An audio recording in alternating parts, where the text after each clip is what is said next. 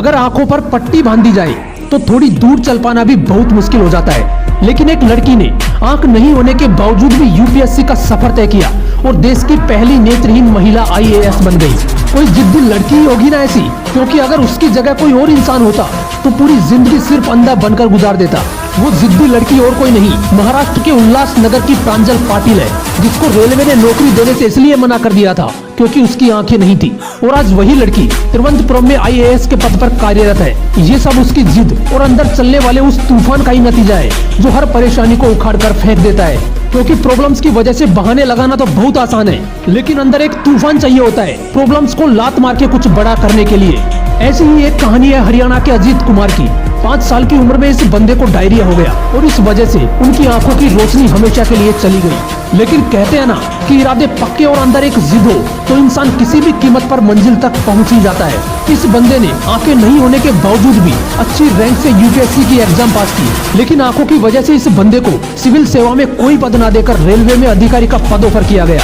लेकिन उस बंदे ने उसे ठुकरा दिया, क्योंकि जिस बंदे के अंदर एक तूफान उठ चुका हो, जिसने जिद पाल रखी हो कि साला आईएएस बनना है तो बनना है, ऐसे बंदे को रोक पाना बहुत मुश्किल है। उस बंदे ने अच्छी रैंक होने के बावजूद भी सिविल सेवा में पद नहीं मिलने की वजह से अधिकारियों पर ही केस फाइल कर दिया। 2 साल तक केस चला और फाइनली उस बंदे ने केस जीत लिया और उसे आईएएस का पद ऑफर किया गया। ये होते हैं जिद्दी इंसान, जिनकी आंखों से ऊपर वाले ने भले ही रंग छीन लिए हों, लेकिन इन्होंने अपनी जिद की बदौलत जिंदगी में फिर से रंग भर दिए। जहां पर लोग सब कुछ सलामत होने के बावजूद भी हार मान लेते हैं, वहीं पर ऐसे जिद्दी लोग अपनी सफलता के झंडे गाड़ते हैं। एक लड़का जिसके पास पढ़ाई करने के लिए भी पैसे नहीं थे, उसकी पढ़ाई के लिए उसके माँ बाप ने अपना घर बेच दिया और खुद रेंट से रहने लगे। उन्होंने अपने बेटे से कहा कि बेटा ये खर्चा नहीं, इन्वेस्टमेंट है तेरे ऊपर, रिटर्न ऑफ इन्वेस्टमेंट तुझे देना है। उस लड़के ने अपने सपने को पूरा करने के लिए इतनी मेहनत की कि फर्स्ट अटेम्प्ट में ही यूपीएससी क्लियर कर दिया और बन गया आईएएस प्रदीप सिंह।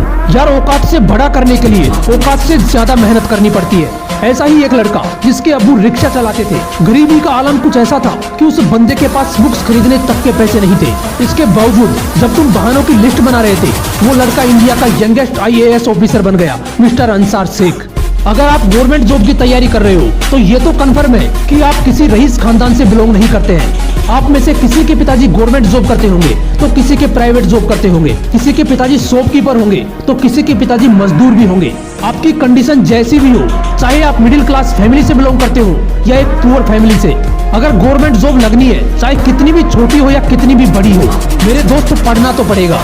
अपने माँ बाप की आंखों में खुशी के आंसू देखने हैं तो पढ़ना तो पड़ेगा। ये लोग अलग नहीं थे, इनकी तरह बनने के लिए आपको भी अपने अंदर एक जिद, एक तूफान उठाना पड़ेगा।